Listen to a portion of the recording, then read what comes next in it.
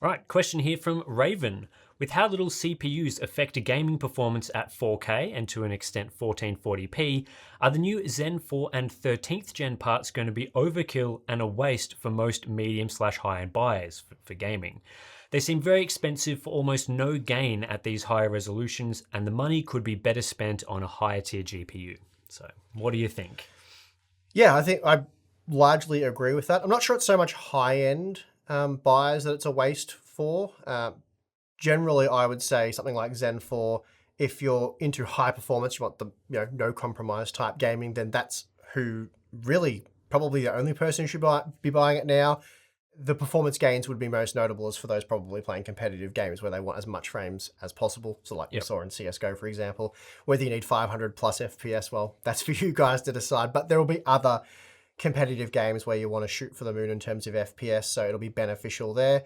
But you're right, for most people who are gaming at 4K, 1440p, the money would be better invested in a faster GPU because you're not going to be CPU bound there. And really, this is sort of what I said in the conclusion for, I think, the initial 7600X review and probably the 7700X review as well, that most people are going to be better off buying more affordable CPUs on much more affordable motherboards with more affordable DDR4 memory.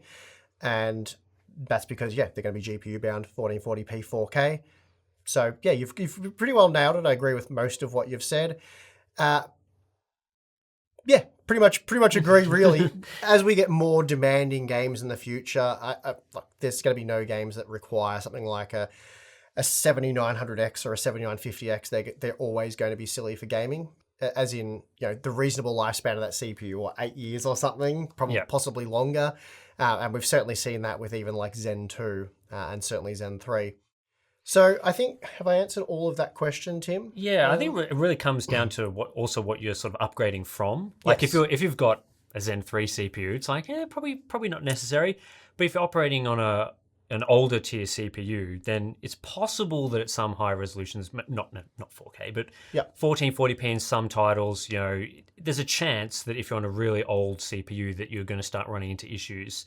So again, with all these questions, it depends on the balance of your system, like how old's your GPU versus how old's your CPU, where you're going to see those gains. And I think for some people, you would be tossing up in some situations, do I just slot in 5800X 3D, or do I go for the new platform upgrade? And maybe that's not going to be the case now, but maybe, in 6 months to a year from now, Zen 4 is looking much more attractive for those people. In which case it makes more sense to do that sort of upgrade. But certainly if you're on a fairly good platform right now, I wouldn't say there's a lot of reason to upgrade. We'll re-explore this with the RTX 4090. I'll also do, there'll be 1440p and 4K testing there, so we'll get a better sort of handle on what you should do. But my advice right now, really, I've tried to make it quite clearly in my conclusions of all the Zen 4 coverage, is really don't buy now. We've shown you what it can do with what we have now under sort of the more CPU-limited gaming conditions. Overall, pretty impressive, I would say. I know there's differing opinions on that, but I think quite impressive. How that compares to Raptor Lake, we'll know shortly. But regardless, my advice is, even if you think Zen 4 is very, very impressive, my advice is not to buy now. Just hold out, see what Raptor Lake brings to the table, see how motherboard pricing trends over the next few months, DDR5, all that stuff. So, just want to make sure that that's clear, that I'm not saying I'm really impressed with Zen 4, run out and buy it now, because that's definitely not the takeaway from those reviews.